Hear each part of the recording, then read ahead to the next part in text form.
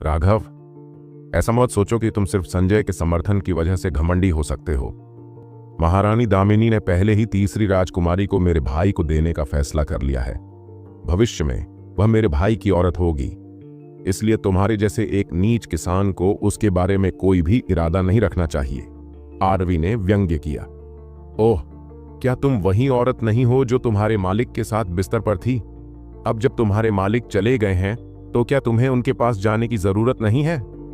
राघव को कुछ कहने का मौका मिलने से पहले ही अभि ने पलटकर जवाब दे दिया था।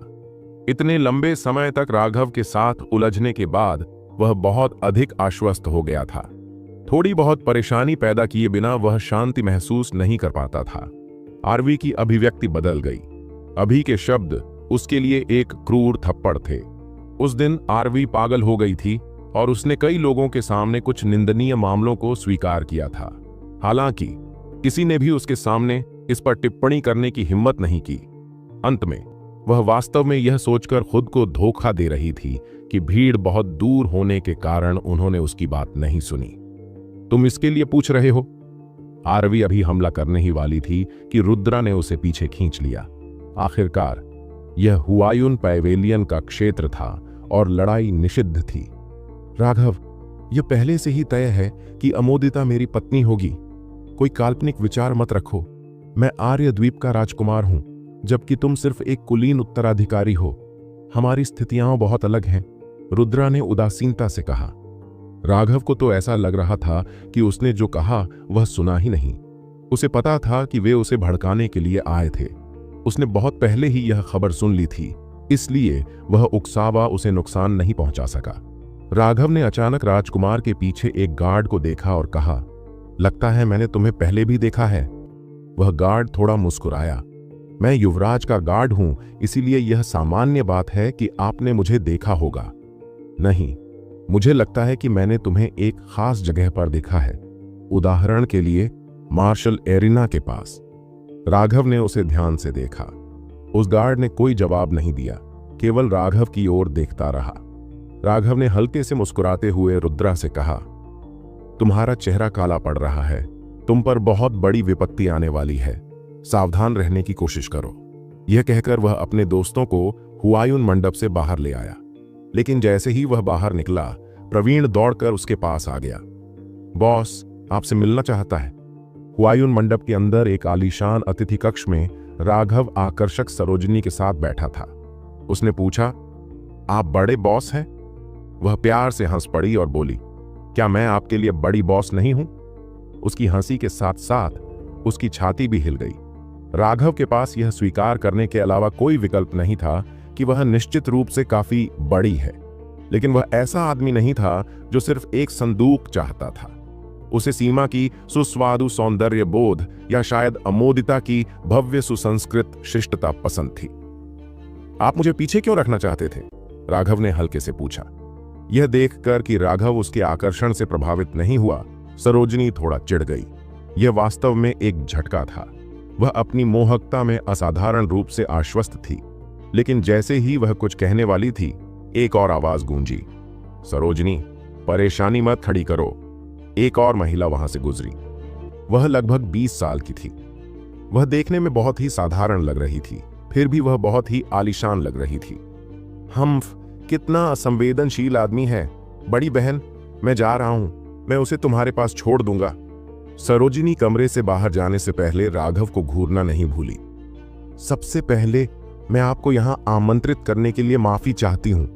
यह छोटा बच्चा नम्रता है। नमस्कार युवा मास्टर राघव। उस महिला ने थोड़ा सा झुककर प्रणाम किया। मिस बहुत विनम्र हैं। राघव ने भी थोड़ा झुकना चुना। मुझे पता है कि युवा मास्टर राघव का समय कीमती है, इसीलिए मैं इसे छोटा ही रखूंगा। हमने आपको आमंत्रित करने का पहला कारण मुनाफे के बंटवारे पर चर्चा करना था। 2 औषधीय गोलियां कुल मिलाकर 2 अरब 10 लाख सोने के सिक्कों में बिकी। ये एक बहुत बड़ी संख्या है। नम्रता शर्मा भावनात्मक रूप से आहें भरने से खुद को रोक नहीं सका। यद्यपि उन्हें पहले से ही उन 2 औषधीय गोलियों की कीमत का उच्च अनुमान था, लेकिन उन्होंने कभी नहीं सोचा था कि इससे इतनी उथल पुथल मच जाएगी और राघव ने खुद भी कई नीलामी की कीमतों में बहुत वृद्धि की थी।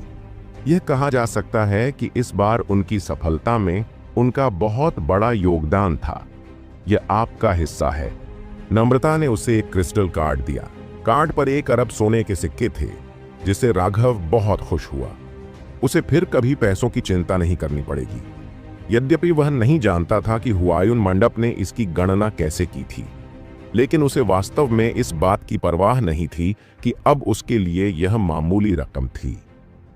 धन्यवाद। जिसको दूसरों का शुक्रिया अदा करना चाहिए वह हम हैं। नीलामी में आपके शामिल होने से इस बार की नीलामी में इतिहास का सबसे बड़ा मुनाफा हुआ, नम्रता ने हंसते हुए कहा। राघव मुस्कुराया, यह समझते हुए कि मुख्य कारण यह था कि उसने राजेश को अधिक भुगतान करने के लिए मजबूर किया था। नहीं, पवेलियन के समर्थन के बिना मैं भी उस आक्रोश को दूर नहीं कर पाता। नम्रता थोड़ा चौंक गई। वह हंसी। मुझे लगता है कि युवा मास्टर राघव ने थोड़ी गलतफहमी की है। हमने तुम्हारा साथ नहीं दिया। ग्रैंड मास्टर संजय ने हमें तुम्हारा ख्याल रखने के लिए कहा था। तुम जो भी खरीदना चाहती हो, चाहे उसकी कीमत कुछ भी हो, उसने कहा था कि वह इसके लिए भुगतान करेगा। Grand master Sanjay? राघव बहुत भावुक हो गया। उसने कभी नहीं सोचा था कि ग्रैंड मास्टर संजय ने गुप्त रूप से उसकी मदद की थी। वह स्पष्ट रूप से उस पर ध्यान से ध्यान दे रहा था। इस बार हम दोनों को एक दूसरे की मदद करने से फायदा हुआ। युवा मास्टर राघव की मदद से हमारे हुमायूं मंडप ने इस बार वाकई बहुत फायदा उठाया है। इसलिए अपना आभार प्रकट करने के लिए मैं आपको एक उपहार दूंगा। उसके हाथ में एक किताब आई। यह हमारे भंडार में मौजूद सभी खजानों की सूची है। आप एक चीज ले सकते हैं। राघव को आश्चर्य हुआ, लेकिन स्वाभाविक रूप से वह इतनी अच्छी चीज को मना नहीं करेगा। हुमायूं मंडप को इतना पैसा कमाने में मदद करने के बाद उसके लिए इनाम पाना सही था। किताब खोलकर उसने देखा कि उसमें वाकई बहुत सारी अच्छी चीजें थीं।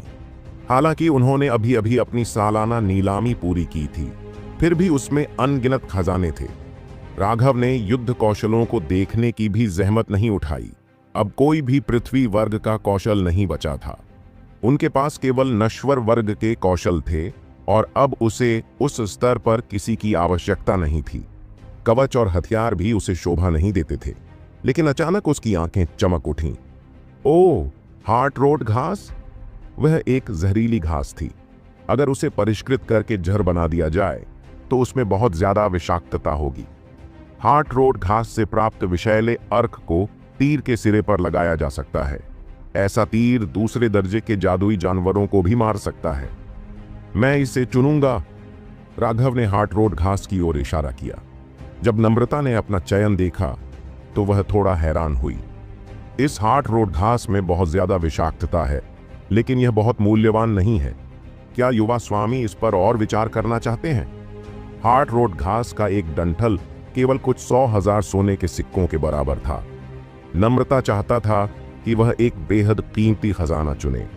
आखिरकार राघव ने उनके हुमायूं मंडप को बहुत ज्यादा मुनाफा कमाने में मदद की थी। यह उनका उसका पक्ष जीतने का तरीका था। लेकिन उसने सिर्फ एक औषधीय घास चुनी जिसकी कीमत कुछ 100,000 सोने के सिक्कों के बराबर थी। स्वाभाविक रूप से यह उसके लिए अजीब था। मुझे बाकी चीजों में कोई दिलचस्पी नहीं है। यह हार्ट रोड ग्रास मेरे लिए थोड़ा अध्ययन करने के लिए एकदम सही है, राघव ने मुस्कुराते हुए कहा। तुम कुछ और भी चुन लो, नम्रता ने पूछा। यह बहुत उचित नहीं होगा, है ना? राघव हंसा। यह कोई समस्या नहीं है। हुमायूं मंडप में मैं जो कुछ भी कहता हूं वही मायने रखता है, नम्रता ने आत्मविश्वास से कहा। राघव के लिए यह एकदम सही था, क्योंकि वह वास्तव में सोच रहा था कि उनके पास और कौन सी विचित्र चीजें हैं। जब उसने किताब की सामग्री को लगभग पूरी तरह से पलट दिया तो उसका दिल अचानक से धड़क उठा। रात शैतान खोपड़ी। हालांकि उसके चेहरे पर कोई बदलाव नहीं आया, लेकिन उसका दिल पहले से ही धड़कने लगा था। यह एक सच्चा खजाना था। क्या मैं यह नाइट डेविल खोपड़ी चुन सकता हूं? राघव ने पूछा। बेशक, नम्रता मुस्कुराया। हालांकि नाइट डेविल खोपड़ी की कीमत 10 लाख से ज्यादा सोने के सिक्कों से ज्यादा थी, लेकिन इस पर इतना हंगामा करने लायक नहीं था। कुछ ही समय में लोग हार्ट रोड घास और नाइट डेविल खोपड़ी ले आए। हार्ट रोड ग्रास को 1-2 फुट लंबी बोतल में बंद करके रखा गया था। हालांकि इसे कसकर बंद किया गया था, फिर भी इसमें से बहुत तीखी गंध आ रही थी। तीखी गंध उनकी नाक में घुसकर उनके फेफड़ों में आग लगा देना चाहती थी। राघव के चेहरे पर एक चमकदार मुस्कान उभरी जब उसने हार्ट रोड घास का वह रेशा देखा। यह निश्चित रूप से ठीक से परिपक्व हो गया था और इसकी विषाक्तता बहुत अधिक थी। नाइट डेविल खोपड़ी की बात करें तो यह एक इंसान जितनी लंबी थी। यह एक बेहद भयावह चमगादड़ के सिर की तरह दिख रही थी। उसने अपना हाथ बढ़ाया और हार्ट रोड घास और नाइट डेविल खोपड़ी को अपने स्थानिक वलय में रखा और फिर नम्रता को धन्यवाद दिया। बहुत धन्यवाद। नम्रता ने थोड़ा मुस्कुराया। युवा मास्टर राघव बहुत विनम्र है। जैसा कि मैंने कहा, हमने आपको यहां आमंत्रित करने का पहला कारण आपको धन्यवाद देना था। दूसरा कारण युवा मास्टर राघव से पूछना था कि क्या वह मेरे हुआयुन संप्रदाय में प्रवेश करना चाहते हैं। हुआयुन संप्रदाय? राघव चौंका। सही है, हुआयुन मंडप मेरे हुआयुन संप्रदाय के शाखा उद्योगों में से एक है। नम्रता ने हंसते हुए कहा। क्या इसका मतलब यह है कि महिला नम्रता संप्रदाय की शाखा शिष्यों में से एक है? राघव ने पूछा। नम्रता ने सिर हिलाया।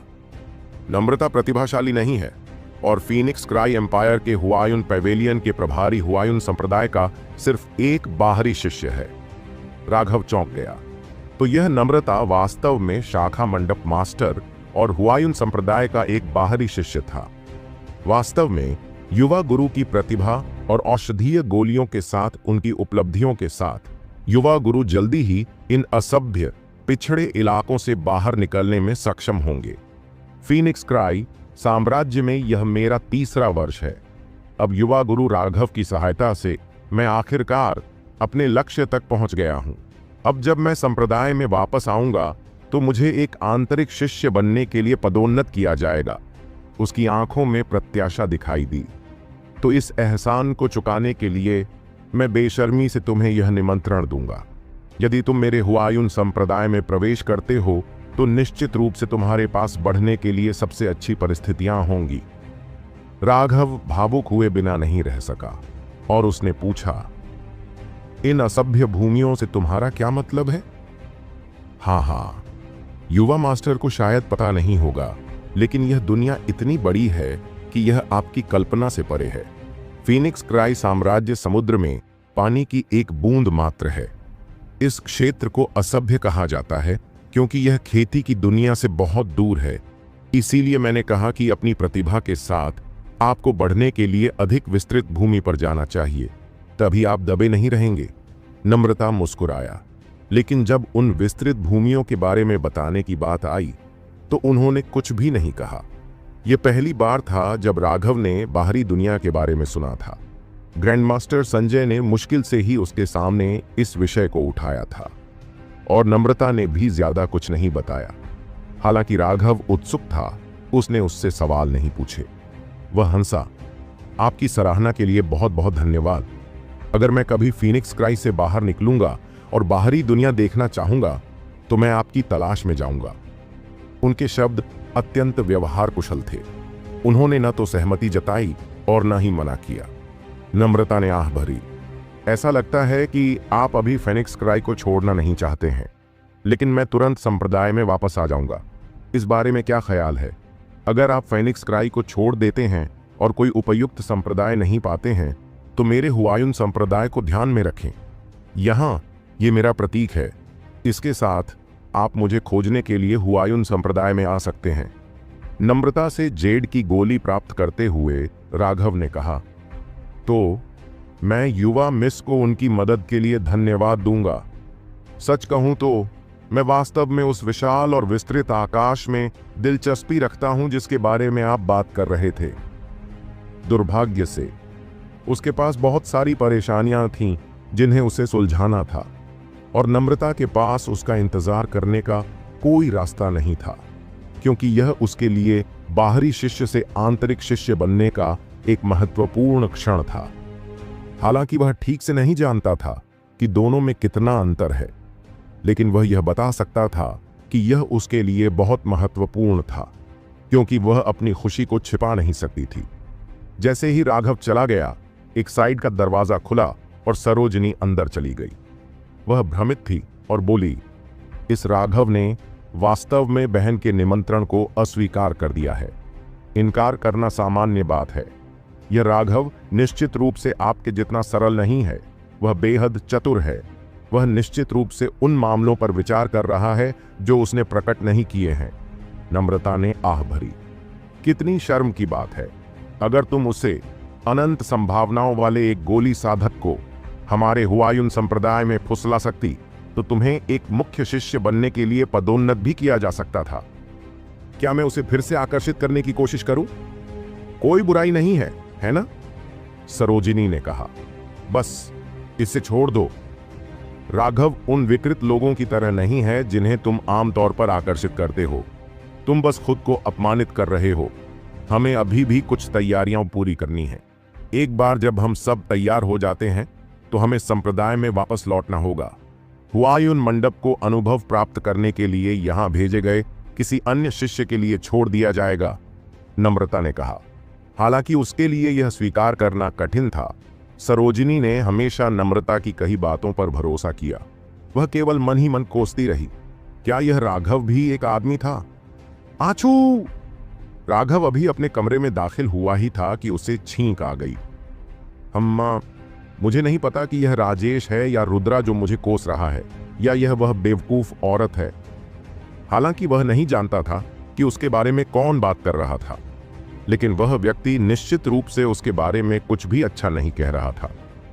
उसने संध्या को बुलाया और दरवाजा कसकर बंद करने से पहले उसे बार बार चेतावनी दी कि वह किसी को भी उसे बीच में रोकने न दे। अब स्टार फ्यूजिंग पिल को परिष्कृत करने का समय आ गया है। उसकी खींचने वाली भट्टी हिंसक रूप से हिल गई और उसके भीतर भयानक ऊर्जा उमड़ पड़ी। ऐसा लग रहा था मानो उसकी गोली भट्टी किसी संघर्षरत जादुई जानवर को बंद करने की कोशिश कर रही हो। मुहर! राघव चिल्लाया और भट्टी का ढक्कन कसकर नीचे धकेल दिया। लेकिन एक औषधीय गोली का सार केवल शारीरिक शक्ति पर निर्भर करके सील नहीं किया जा सकता था। उसी समय जब उसके हाथ ने ढक्कन को नीचे दबाया, उसकी शक्तिशाली आध्यात्मिक शक्ति बाहर निकली और गोली की भट्टी को पूरी तरह से बंद कर दिया। यह तीव्र संघर्ष पूरे 2 घंटे तक चलता रहा। उसके बाद उनकी गोलियों की भट्टी धीरे धीरे शांत हो गई। धीरे से ढक्कन खोला तो पहले से अंधेरा कमरा तुरंत जगमगा उठा। मोती जैसी एक औषधीय गोली से हल्की रोशनी निकल रही थी। हे, मैं अंततः सफल हो गया। राघव ने आराम किया और अपना पसीना पोंछा। वह बहुत थक गया था और लगभग बेहोश हो गया था। यह गोलियों की तीसरी भट्टी थी जिसे उसने परिष्कृत किया था। गोलियों की पहली भट्टी स्टार फ्यूजिंग पिल को परिष्कृत करने के लिए थी, जिसकी अमोदिता को जरूरत थी। उसके 3 शोधनों में से स्टार फ्यूजिंग पिल को परिष्कृत करना सबसे आसान था। फिर उसने आत्मा भक्षण करने वाली हृदय सड़ने वाली गोली को परिष्कृत किया, जो हृदय सड़ने वाली घास से परिष्कृत एक जहरीली गोली थी। यह भविष्य में उसके सुरक्षात्मक उपायों में से एक होगा। अभी अभी उसने जो आखिरी चीज परिष्कृत की थी, वह परिष्कृत करने में सबसे कठिन थी, एक आत्मा को पोषण देने वाली गोली। उसने इसे हुआयुन मंडप से प्राप्त नाइट डेविल खोपड़ी का उपयोग करके परिष्कृत किया था। नाइट डेविल का आकार चमगादड़ जैसा था। एक वयस्क 1 दर्जन मीटर लंबा और भयंकर खूनी होता था। इसका सबसे भयानक पहलू आध्यात्मिक हमलों का उपयोग करने की इसकी क्षमता थी। आत्मा पर सीधे हमला करना यह एक भयावह तरीका था जिससे बचाव करना व्यावहारिक रूप से असंभव था। राघव ने एक आत्मा को पोषण देने वाली गोली को परिष्कृत करने के लिए मुख्य घटक के रूप में दूसरे दर्जे के जादुई जानवर नाइट डेविल खोपड़ी के क्रिस्टल कोर का उपयोग किया था। आत्मा को पोषण देने वाली गोलियां असाधारण रूप से विशेष औषधीय गोलियां थीं। वे इस युग से लगभग गायब हो चुकी थीं। यहां तक कि राघव की वैद्यराज की यादों में भी केवल 3 सूत्र थे जो आत्मा को पोषण दे सकते थे। इसका सेवन करने से आत्मा को बहुत लाभ होगा और आत्मा साधना के प्रारंभिक चरणों में एक आत्मा को पोषण देने वाली गोली का सेवन करना अपने प्रतिद्वंद्वियों पर बड़ी बढ़त हासिल करने के बराबर होगा। यह एक दुर्लभ औषधीय गोली थी जिसका कोई साइड इफेक्ट नहीं था। यह गोली खास तौर पर राघव के लिए बेहद कीमती थी। एक कीमियागर के तौर पर उसे निश्चित रूप से एक शक्तिशाली आध्यात्मिक शक्ति की आवश्यकता थी। लेकिन जब उसने उस मोती जैसी आत्मा को पोषण देने वाली गोली को देखा तो सबसे पहले उसके दिमाग में सीमा के निर्दोष चेहरे का दृश्य आया। सीमा एक जानवर को वश में करने वाला था। वह सच्चा आत्मा साधक था। किसी और के लिए उसे लेना बेकार होगा, लेकिन सीमा अब पवन आत्मा मंडप में था। उसे नहीं पता था कि वह इस समय कहां है, इसलिए उसके लिए उसे भेजना असंभव होगा। आह भरते हुए उसने आत्मा को पोषण देने वाली गोली रख दी। अगर वह आधे साल के भीतर सीमा को फिर से नहीं देख पाया तो वह खुद ही उसे खा लेगा। ऐसा इसीलिए था क्योंकि यह आत्मा को पोषण देने वाली गोली दूसरी औषधीय गोलियों की तरह नहीं थी।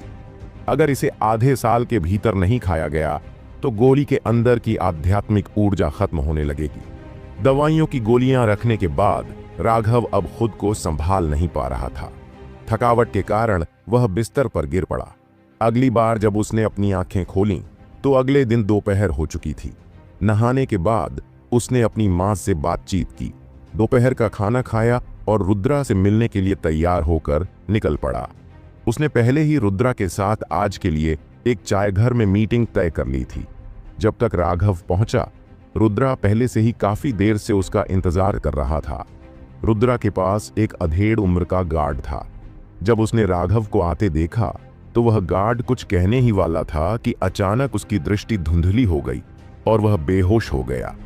उसे बेहोश करने के बाद राघव ने कुछ फेस चेंजिंग लिक्विड निकाला और उसके चेहरे पर लगाया।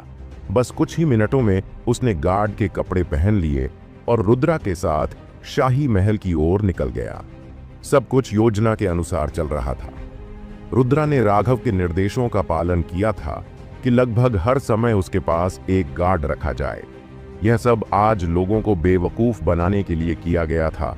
अब राघव दूसरों की नजरों में उतना खास नहीं लगेगा। वे दोनों आसानी से शाही महल के भीतरी हिस्से में घुसने में कामयाब हो गए। यह राघव का शाही महल में पहला दौरा था। महल की घुमावदार भूल भुलैया ने उसे पूरी तरह से भ्रमित कर दिया। अपनी शक्तिशाली आध्यात्मिक शक्ति के बिना वह अपनी दिशा खो देता। राघव, मेरी बड़ी बहन जेडियाओ पैलेस में नजरबंद है। बाहर पहरेदार हैं। उन्होंने मुझे अंदर जाने से कभी नहीं रोका, लेकिन मैं तुम्हें अंदर ला पाऊंगा या नहीं, यह अभी भी अज्ञात है। रुद्रा हिचकिचा रहा था। चिंता मत करो, चलो अपनी किस्मत आजमाते हैं। बस हमारी योजना में जो आकस्मिकताएं हैं उनका पालन करें। अगर यह वास्तव में काम नहीं करने वाला है तो मैं इसे मजबूर नहीं करूंगा। राघव ने सिर हिलाया। राघव अमोदिता को औषधीय गोली देने आया था, लेकिन वह उन विदेशी आध्यात्मिक बीजों को खत्म करने में उसकी मदद भी करना चाहता था। केवल एक ही स्टार फ्यूजिंग पिल थी और इसकी औषधीय गोली की ऊर्जा को परिष्कृत करने के लिए कौशल की आवश्यकता थी। राघव के साथ भले ही कुछ अप्रत्याशित हुआ हो, वह अभी भी स्थिति को ठीक करने में सक्षम हो सकता है। लेकिन उसके आने का एक और कारण यह था कि उसे उसकी याद आती थी। जब से उसने लालटेन महोत्सव में उसके लिए अपनी भावनाओं को प्रकट किया था, तब से उसकी खूबसूरत छवि हमेशा उसके दिल में बसी हुई थी। वह चाहता था कि वह उस पर और अधिक विश्वास करे। वह चाहता था कि उसे पता चले कि उसके दिन चाहे कितने भी कठिन क्यों ना हो, राघव हमेशा उसके साथ रहेगा। वह चाहता था कि वह अपने दर्द का कुछ हिस्सा उसके साथ साझा करे। वह चाहता था कि उसे फिर कभी असहाय होकर कष्ट न सहना पड़े। इसीलिए वह आया था। अंततः वे अमोदिता के जेडियाओ महल में पहुंचे। वहां शाही पोशाक पहने 8 पहरेदार द्वार की रखवाली कर रहे थे। इसके अलावा दर्जनों अन्य सैनिक भी परिधि के चारों ओर खड़े थे। इससे राघव को बहुत गुस्सा आया। यह शाही महल था जो अमोदिता के घर के बराबर था, लेकिन यह पूरी तरह से पहरेदारों से घिरा हुआ था। यह कैद होने से किस तरह अलग था। राघव शाही परिवार से लगातार घृणा करने लगा था। महारानी दामिनी ने आदेश दिया है कि बाहरी लोग जेडियाओ पैलेस में प्रवेश नहीं कर सकते। जैसी कि उम्मीद थी, रुद्रा और राघव को प्रवेश करने से रोक दिया गया। घृणित, मैं अपनी बहन से मिलने आया हूं, मैं अंदर क्यों नहीं जा सकता? रुद्रा गुस्से से चिल्लाया। 7वें राजकुमार, मुझे खेद है, आप अंदर जा सकते हैं, लेकिन आपके पहरेदार अंदर नहीं जा सकते। वह पहरेदार बहुत ज्यादा गुलाम या दबंग नहीं था। वह मेरा निजी रक्षक है। वह मेरा सबसे भरोसेमंद रक्षक है, और अगर तुम मुझ पर विश्वास नहीं करोगे तो मैं तुम्हारा सिर जमीन पर पटक दूंगा। रुद्रा ने सख्ती से चिल्लाया। उस गार्ड ने अपना सिर हिलाया। उसकी आवाज हमेशा की तरह उदासीन थी जब उसने जवाब दिया, मुझे खेद है, ये महारानी दामिनी के आदेश हैं, कोई भी उन्हें बदल नहीं सकता। जब रुद्रा और वह गार्ड बहस कर रहे थे, राघव ने पहले ही अपनी दिव्य भावना को फैला दिया था। एक आकृति को खिड़की के सहारे बैठे और झुके हुए देखकर वह दया महसूस करने से खुद को रोक नहीं सका। अमोदिता पहले की तरह ही खूबसूरत थी, हालांकि वह बहुत दुबली और पीली हो गई थी। यह स्पष्ट था कि इन दिनों लगातार कैद ने उसे कष्ट पहुंचाया था। राघव सच में उस गार्ड को मुक्का मारना चाहता था जो उन्हें रोक रहा था, लेकिन उसकी हिम्मत नहीं हुई। यह शाही महल था और वह यहां लापरवाही बरतने की हिम्मत नहीं कर सकता था। कौन सी बात है जिस पर इतना हंगामा हो रहा है? अचानक पीछे से एक अप्रसन्न आवाज आई। नमस्कार, चौथे राजकुमार। वह चौथा राजकुमार वीर था। ऐसा लग रहा था कि वह अभी अभी वहां से गुजर रहा था जब उसने शोरगुल सुना। राघव ने जब देखा कि वह चौथा राजकुमार है तो उसकी भौहें थोड़ी सिकुड़ गईं। ऐसा इसलिए था क्योंकि वह देख सकता था कि वीर उसे आश्चर्य से देख रही थी। हालांकि वह नहीं जानता था कि उसने कहां गलती की है, लेकिन अब उसे यकीन हो गया था कि वीर ने उसे पहचान लिया है। क्या हो रहा है? एक पल के लिए राघव को देखने के बाद वीर गार्ड की ओर मुड़ा। चौथे राजकुमार को रिपोर्ट करते हुए 7वें राजकुमार इस गार्ड को जेडियाओ पैलेस में लाना चाहते थे, लेकिन बेशर्म, तुम दुस्साहसी गुलाम, क्या तुम मेरे छोटे भाई पर शक कर रहे हो? तुम सच में सोचते हो कि वह अपनी बहन को नुकसान पहुंचाएगा? चौथे राजकुमार ने अचानक गुस्से में आकर बीच में टोका। इस छोटे से बच्चे की हिम्मत नहीं है। वह गार्ड डर के मारे उछल पड़ा। वह जल्दी से घुटनों के बल बैठ गया। जाहिर है चौथे राजकुमार ने 7वें राजकुमार की तुलना में उसमें बहुत अधिक भय पैदा किया। चौथे राजकुमार ने ठंडे स्वर में आदेश दिया, उन्हें अंदर आने दो। लेकिन वह गार्ड अभी भी हिचकिचा रहा था। अगर महारानी दामिनी दोष देना चाहती हैं तो स्वाभाविक रूप से इसका दोष मुझ पर ही आएगा। क्या ऐसा हो सकता है कि आपको मुझ पर भरोसा ही नहीं है? चौथे राजकुमार ने ठंडे स्वर में पूछा। इस छोटे की हिम्मत नहीं है। वह गार्ड पीछे हट गया और फिर कुछ नहीं बोला। तो फिर अंदर आओ। चौथे राजकुमार ने रुद्रा के कंधे पर ठपठपाया, लेकिन वह स्पष्ट रूप से राघव को देख रहा था। राघव ने सिर हिलाया। हालांकि उसे नहीं पता था कि चौथा राजकुमार उसकी मदद क्यों करेगा, लेकिन अभी इस बारे में सोचने का समय नहीं था। 7वें राजकुमार और राघव के जेड याओ पैलेस में प्रवेश करने के बाद चौथा राजकुमार भी मुस्कुराया और चला गया। जेड याओ पैलेस में प्रवेश करते हुए वे दोनों केंद्रीय प्रांगण में चले गए। अमोदिता खिड़की के सहारे झुकी हुई थी और तालाब में तैरती मछलियों को देख रही थी। जब वह थोड़ा मुड़ी और अचानक उन्हें देख लिया। जब उसने राघव को देखा तो पहले तो वह एक पल के लिए स्तब्ध रह गई, फिर उसके अंदर बेतहाशा खुशी भर गई। हाथ ने हल्के से उसके चेहरी होंठों को ढंक दिया और उसके आंसू बेतहाशा गिरने लगे। वह किसी तरह राघव को पहचानने में कामयाब हो गई थी। राघव धीरे से उसके पास गया और माफी मांगी। इतनी देर से आने के लिए माफी चाहता हूं। अमोदिता अब खुद को रोक नहीं पाई। राघव के सीने में अपना सिर रखकर वह सचमुच रोने लगी। ऐसा लग रहा था कि वह अपना सारा दुख रोना चाहती है। इस दौरान वह लगातार घर में नजरबंद रही। जब उसने सुना कि महारानी दामिनी ने पहले ही उसका विवाह रुद्रा से करने का फैसला कर लिया है, तो वह लगभग टूट गई। अगर रुद्रा ने गुप्त रूप से राघव का वादा उसके पास नहीं लाया होता तो वह पहले ही निराश हो चुकी होती और इस बेरंग दुनिया को छोड़ चुकी होती। हर दिन वह सूरज को उगते हुए देखती और बेसब्री से राघव का इंतजार करती। हर दिन उसे 1 साल से ज्यादा लंबा लगता।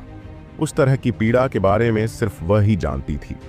राघव उसकी खुशबू का आनंद ले रहा था और धीरे से उसके लंबे बालों को सहला रहा था, जिससे वह अपने दुख को व्यक्त कर रही थी। साथ ही उसने खुद से यह भी कसम खाई कि चाहे कोई भी कीमत क्यों ना हो, वह अमोदिता की रक्षा जरूर करेगा, भले ही वह कीमत उसकी जान ही क्यों ना हो। कभी कभी उसे लगता कि अमोदिता उससे भी ज्यादा दयनीय है। आखिरकार राघव के पास कम से कम एक माँ और पिता तो थे, जो उससे प्यार करते थे। लेकिन अमोदिता ने अपना पूरा जीवन प्रेमहीन शाही महल में बिताया था। शाही महल एक ऐसी जगह थी जहां कोई भरोसा या प्यार नहीं था। उसके जैसी कमजोर महिला के लिए यह वास्तव में बहुत दर्दनाक था। जब यह महसूस हुआ कि काफी समय बीत चुका है, तो राघव ने देखा कि रुद्रा अजीब तरह से अपने मूल स्थान पर खड़ा था। यह नहीं समझ पा रहा था कि उसे रुकना चाहिए या चले जाना चाहिए। खांसी? राघव ने हल्की खांसी की और अमोदिता अपनी हैरानी से बाहर निकली और जल्दी से राघव के आलिंगन से बच निकली। उसका पूरा चेहरा लाल हो गया था और वह उन दोनों में से किसी की ओर देखने की हिम्मत भी नहीं जुटा पा रही थी। अभी मैं चला जाऊं तो कैसा रहेगा? रुद्रा ने जांच करते हुए पूछा। कोई जरूरत नहीं, बस मेरी निगरानी करने में मदद करो। मुझे तुम्हारी बहन से कुछ गुप्त बातें करनी है। राघव ने अपना हाथ हिलाया, लेकिन जैसे ही उसने रुद्रा के हैरान भाव को देखा, उसे पता चल गया कि बच्चे ने गलत समझा है और जल्दी से उसने कहा, यह वह नहीं है जो आप सोच रहे हैं। उसने आगे कुछ नहीं बताया। न बताना ही बेहतर था, क्योंकि स्पष्टीकरण और भी स्पष्ट था। अमोदिता का सुंदर चेहरा पूरी तरह से लाल हो गया था और वह अपना चेहरा दिखाने में भी शर्मिंदा थी। राघव ने अमोदिता को सीधे ऊपर खींच लिया और रुद्रा को पीछे छोड़ दिया, जो स्तब्ध होकर अकेला और हतप्रभ खड़ा था। जेड याओ पैलेस अमोदिता का निजी राजकुमारी महल था। यह 3 मंजिलों वाला विशाल महल था। तीसरी मंजिल पर उसका निजी कक्ष था। राघव ने पहले कभी किसी महिला के कमरे में प्रवेश नहीं किया था। राघव को आश्चर्य हुआ कि अमोदिता के कमरे में कोई भव्य सजावट नहीं थी। इसके बजाय सब कुछ बहुत सरल और सादा था। क्या यह अजीब नहीं है? अमोदिता ने राघव को अपने पास खींचा और धीरे से कहा, मैंने हमेशा सोचा है कि अगर मैं एक सामान्य परिवार में पैदा हुआ होता तो मैं आजाद होता। हो सकता है कि मुझे विलासिता या उच्च दर्जा न मिले, लेकिन कम से कम मुझे अपनी आजादी तो मिलेगी। राघव मुस्कुराया। यह सिर्फ तुम्हारे नजरिए की वजह से है। गरीबी में पैदा होना हर दिन संघर्ष करना है। इस दुनिया में अगर तुम आजाद होना चाहते हो तो तुम्हारे पास बराबर की ताकत होनी चाहिए। अमोदिता ने सिर हिलाया और राघव को अपने कमरे में ले गई। राघव यह देखकर चौंक गया कि उसका बिस्तर उसकी खुद की तस्वीरों से भरा हुआ था। वे चित्र किसी मास्टर पेंटर द्वारा नहीं बनाए गए थे। इसके बजाय वे उल्लेखनीय रूप से जीवंत थे, बाजार में उनके चित्रों की तरह अलंकरण के बिना। ये तुमने बनाए? राघव ने आश्चर्य से पूछा। उसका चेहरा थोड़ा लाल हो गया और उसने सिर हिलाया। लालटेन महोत्सव के बाद से आपकी तस्वीरें बनाना ही समय बिताने का एकमात्र तरीका है, अन्यथा दिन और भी असहनीय हो जाते हैं। राघव को अचानक उसके लिए भावनाओं का ज्वार महसूस हुआ। यह देखकर कि वह कितनी दुबली और पीली हो गई थी, उसे लगा कि उसका दिल दुख रहा है। अमोदिता, अपनी बाहें उसकी कोमल कमर के चारों ओर लपेटते हुए उसने उसे कस कर चूम लिया। अमोदिता को तुरंत लगा कि आकाश और धरती उसके चारों ओर घूम रहे हैं। राघव की मर्दाना खुशबू उसकी नाक में भर गई और ऐसा लगा जैसे उसके पूरे शरीर में चिंगारियां दौड़ रही हों। राघव की पीठ को कसकर गले लगाते हुए वे दोनों उस मादक एहसास में खो गए। राघव, सरोजिनी तुम्हारी औरत बनना चाहती है। राघव को देखते हुए उसकी सांसें उथली थीं और उसकी खूबसूरत आंखें धुंधली थीं। उसके लिए उसकी गहरी भावनाएं स्टील को पिघलाने के लिए पर्याप्त थीं। अपनी बाहों में एक सुंदरी को लेकर राघव को ऐसा लग रहा था मानो उसका पूरा शरीर जलने वाला है। यहां तक कि उसकी सांसें भी तेज हो रही थीं। उसके प्रोत्साहन से राघव की सबसे आदिम इच्छाएं प्रज्वलित हो गईं और उसके हाथ धीरे धीरे उसकी कमर से ऊपर की ओर बढ़ने लगे। राघव, मैं तुम्हारी औरत बनना चाहती हूं। अगर मैं मर भी जाऊंगी तो भी सरोजिनी संतुष्ट रहेगी। उसका पूरा शरीर नरम हो गया और वह धीरे से फुसफुसाई। अमोदिता की आवाज धीमी थी, लेकिन राघव के लिए शब्द बिजली की तरह थे। उसकी मूल रूप से जागृत इच्छा तुरंत बुझ गई, जैसे कि उसके ऊपर बर्फीला पानी फेंक दिया गया हो। जब अमोदिता ने महसूस किया कि राघव का शरीर अचानक अकड़ गया है, तो उसने धीरे से अपनी आंखें खोलीं और देखा कि उसकी अभिव्यक्ति थोड़ी अस्वाभाविक थी। क्या हुआ? उसने गहरी सांस ली और खुद को शांत रहने को कहा। उसके माथे पर धीरे से एक चुंबन देने के बाद उसने कहा, सरोजिनी, क्या तुम्हें मुझ पर भरोसा नहीं है? उसके लहजे और उसकी बातों से राघव को उसके मन की बात समझ आ गई थी। वह खुद को उसके हवाले करके अपनी जान लेने की योजना बना रही थी और किसी अज्ञात कारण से राघव को अचानक यह आभास हुआ कि अगर उसने ऐसा किया तो उसे जीवन भर इसका पछतावा होगा। हालांकि ऐसा पूर्वाभास बहुत ही गूढ़ था, लेकिन राघव को हमेशा से ही एक वैद्यराज की आत्मा के साथ विलय के बाद से ही एक गहरी अंतर्ज्ञान था। उसकी अंतरात्मा ने उसे कभी गुमराह नहीं किया था। राघव। अमोदिता ने राघव को देखा और अचानक उसके सीने में सिसकियां लेने लगा। मैं तुमसे प्यार करता हूं राघव। मैं किसी और से शादी करने के बजाय मरना पसंद करूंगा। राघव ने धीरे से उसकी पीठ थपथपाई। जैसी कि उम्मीद थी, उसका अंतर्ज्ञान सही था। उसे थपथपाने के बाद उसने कहा, सरोजनी, क्या तुम लालटेन उत्सव में एक दूसरे से किया वादा भूल गई? उसने धीरे से कहा। ड्रैगन 4 महासागरों को पार करता है, फीनिक्स 9 भूमियों में उड़ता है। लेकिन जैसे ही उसने अपनी बात खत्म की, उसके आंसू सचमुच गिरने लगे। खून के सागर हमें रोक सकते हैं, लेकिन हम अपना रास्ता कभी नहीं छोड़ेंगे। ड्रैगन और फीनिक्स दोनों बुढ़ापे तक जीवित रहेंगे। राघव ने भी जो कुछ कहा था उसे जोर से दोहराया। यह अमोदिता से उसका पहला वादा था। अमोदिता के जेड हाथों ने प्यार से राघव के गालों को सहलाया। वह भावनाओं से भर गई और सिसकते हुए बोली, लेकिन क्या हम वाकई बुढ़ापे तक जी सकते हैं? हम जरूर करेंगे, मुझ पर विश्वास रखें। ठीक है, मैं अपने भावी पति पर भरोसा करूंगी। अमोदिता मुस्कुराई। उसके खूबसूरत चेहरे पर आंसू के साथ ओस से गिरे फूल की तरह दिखाई दे रही थी। सरोजनी, तुम सचमुच बहुत खूबसूरत हो, राघव ने अचानक कहा। जब तक तुम्हें मेरा रूप पसंद है, मैं तुम्हें हर दिन देखने दूंगी। इस बार अमोदिता अब शर्मीला नहीं था। हाँ, अच्छा, इसके लिए हमारे पास और भी कई दिन हैं, लेकिन आज मैं खास तौर पर आपको यह देने आया हूं। राघव ने स्टार फ्यूजिंग पिल निकाली, जिससे कमरे में रोशनी तुरंत धीमी हो गई। हालांकि दिन का मध्य भाग था, लेकिन पिल से आने वाली रोशनी को छिपा पाना संभव नहीं था। लो, इसे खा लो, मैं तुम्हारी रक्षा करूंगा। हालांकि वह नहीं जानती थी कि यह क्या था, लेकिन राघव पर अपने विश्वास के कारण अमोदिता ने आज्ञाकारी रूप से उस स्टार फ्यूजिंग गोली को निगल लिया। अमोदिता बिस्तर पर कमल की मुद्रा में बैठी थी। राघव ने अपना हाथ उसकी पीठ के बीच में रखा और अपनी आध्यात्मिक शक्ति का उपयोग करते हुए उसके शरीर की स्थिति पर कड़ी नजर रखी। वह स्टार फ्यूजिंग पिल ऐसी चीज थी जिसे परिष्कृत करने के लिए राघव ने अपना पूरा प्रयास किया था। यह अब तक की सबसे अच्छी गोली थी जिसे उसने परिष्कृत किया था, और इसे पहले से ही फीनिक्स क्राई में दूसरी श्रेणी की औषधीय गोलियों में से एक शीर्ष अस्तित्व के रूप में गिना जा सकता है। कुछ ही सांसों में औषधीय गोली घुल गई और तेजी से उसके पूरे शरीर में फैल गई। इससे परेशान मत होइए, ऊर्जा को अपनी इच्छानुसार बहने दीजिए। स्टार फ्यूजिंग पिल पूरे शरीर में फैल गई और अमोदिता की मेरिडियन के हर एक रास्ते को भर दिया। उसकी कुछ मेरिडियन जो अभी तक नहीं खुली थीं, धीरे धीरे उसकी ऊर्जा से खुल गईं। लेकिन ऐसा एहसास सुखद नहीं था। ऐसा लग रहा था मानो लाखों चींटियां उसकी नसों में रेंग रही हों, जिससे उसे जलन वाली खुजली हो रही हो।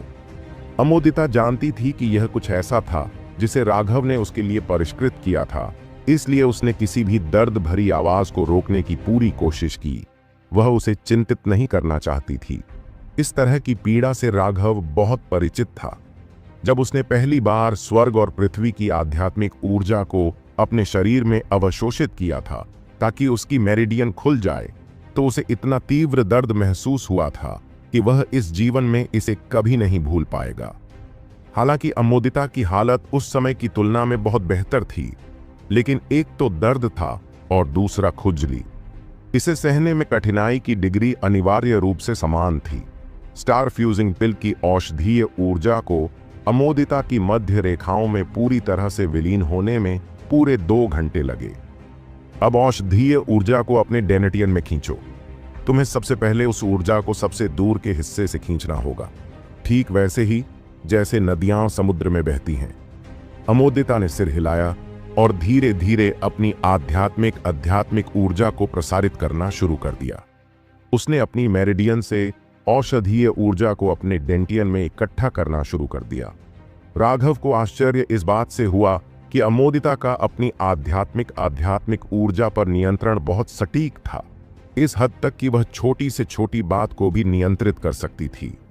अमोदिता निश्चित रूप से एक मार्शल जीनियस थी। राघव भावनात्मक रूप से आहें भरने से खुद को रोक नहीं पाई।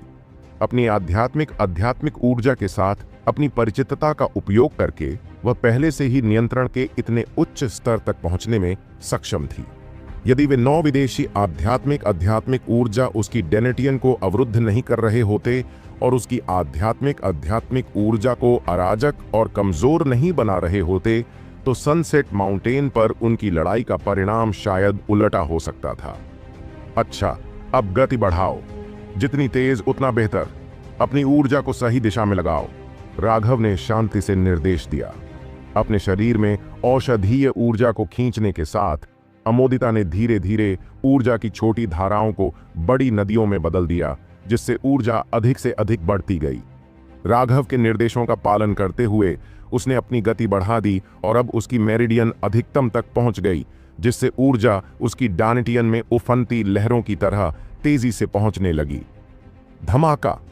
अमोदिता का दांतियान हिल गया और उसे बंद करने वाले 9 विदेशी आध्यात्मिक ऊर्जा बीज तुरंत उन विशाल तरंगों द्वारा टूटने के बिंदु पर धकेल दिए गए। नहीं, आप में अभी भी कुछ ऊर्जा की कमी है। राघव के चेहरे पर थोड़ा बदलाव आया। उसकी आध्यात्मिक शक्ति बाहर निकली, जिससे अमोदिता को स्टार फ्यूजिंग पिल की ऊर्जा को अपने डेंटियन तक खींचने में मदद मिली। वे लहरें अब बाढ़ बन गईं। यदि यह सिर्फ औषधीय ऊर्जा होती तो इसे बाढ़ माना जाता, लेकिन फिर राघव की आध्यात्मिक शक्ति को जोड़ने पर यह बाढ़ एक विशाल बाढ़ बन गई। वे 9 विदेशी आध्यात्मिक ऊर्जा जो अमोदिता द्वारा इतने वर्षों से पोषित किए गए थे, तुरंत टुकड़ों में कुचल दिए गए और उसके दांतियन में विलीन हो गए।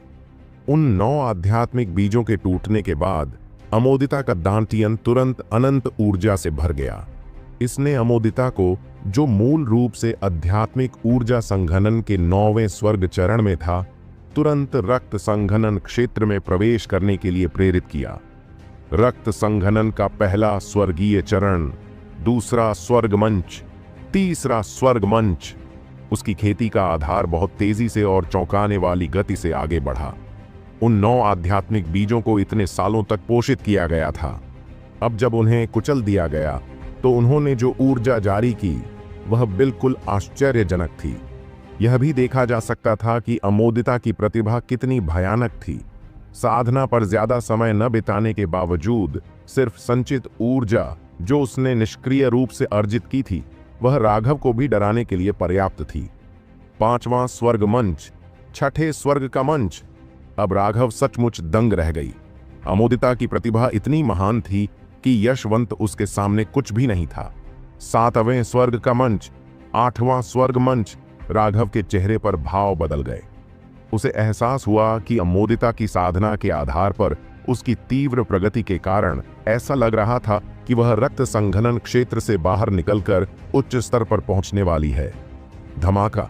जैसा कि उन्होंने भविष्यवाणी की थी, अमोदिता की साधना का आधार 9वें स्वर्ग चरण तक आगे बढ़ गया और अभी भी बहुत अधिक मात्रा में ऊर्जा शेष थी। बकवास! राघव चिल्लाया और तुरंत अपने समृद्ध स्टार को सक्रिय कर दिया। उसने अमोदिता के शरीर में अत्यंत शुद्ध आध्यात्मिक ऊर्जा डाली और उसके डेनेटियन को कसकर सील कर दिया। उसने मुंह भर खून थूक दिया। अमोदिता को चोट पहुंचाने से बचने के लिए उसने उसके शरीर में जो आध्यात्मिक ऊर्जा डाली थी, वह उसके शरीर में मौजूद जंगली बेकाबू आध्यात्मिक ऊर्जा से खुद का बचाव करने में सक्षम नहीं थी, जिसके कारण उसे नुकसान उठाना पड़ा। राघव! अमोदिता ने घबराकर चिल्लाया। इस समय तक वह पहले ही अपनी साधना के आधार पर नियंत्रण खो चुकी थी। कोई समस्या नहीं, बस अपने आप को शांत करो। मैं तुम्हारी डेंटियन की ऊर्जा को नियंत्रित करने में तुम्हारी मदद करूंगा। तुम फिर से बिल्कुल भी नहीं टूट सकते, अन्यथा तुम्हारी नींव व्यावहारिक रूप से बर्बाद हो जाएगी। राघव ने अपने डेंटियन को दबाते हुए समझाया। अमोदिता ने जल्दी से अपनी मनस्थिति को स्थिर किया। राघव के साथ मिलकर उन्होंने उसकी डेंटियन में मौजूद ऊर्जा को नियंत्रित करने की कोशिश की, जो लगभग अंतहीन लग रही थी। सौभाग्य से अमोदिता का उस ऊर्जा पर नियंत्रण बहुत बढ़िया था। यह जानते हुए कि यह एक महत्वपूर्ण क्षण था, उसने पूरी तरह से अपने डेंटियन को नियंत्रित करने पर ध्यान केंद्रित किया। 2 घंटे बाद उसका डेनेटियन आखिरकार स्थिर हो गया। अमोदिता अपने बिस्तर पर गिर पड़ी। उसने अभी तक जितनी मानसिक ऊर्जा खर्च की थी वह बहुत ज्यादा थी। राघव की हालत भी उससे ज्यादा अच्छी नहीं थी। अपनी शक्तिशाली आध्यात्मिक शक्ति के बिना वह पहले ही बेहोश हो गया होता। बिना जवाबी हमला किए वार सहने का एहसास थोड़ा परेशान करने वाला था। उसने अमोदिता को उसके कंबल से ढक दिया और एक कागज छोड़ दिया जिसमें लिखा था कि वह ठीक से आराम करे और बाकी सब कुछ उसे करने दे। रुद्रा 6 घंटे से इंतजार कर रहा था। अब उसने थके हुए राघव को नीचे आते देखा और एक पल के लिए उसे समझ नहीं आया कि क्या कहे। राघव में समझाने की भी ताकत नहीं थी। चलो चलते हैं, मैं थक गया हूं। लेकिन जब वे दोनों जेड याओ पैलेस से बाहर निकले तो कुछ ही दूर चले थे कि किसी ने उन्हें रोक लिया। चौथा राजकुमार आपसे मिलना चाहता है।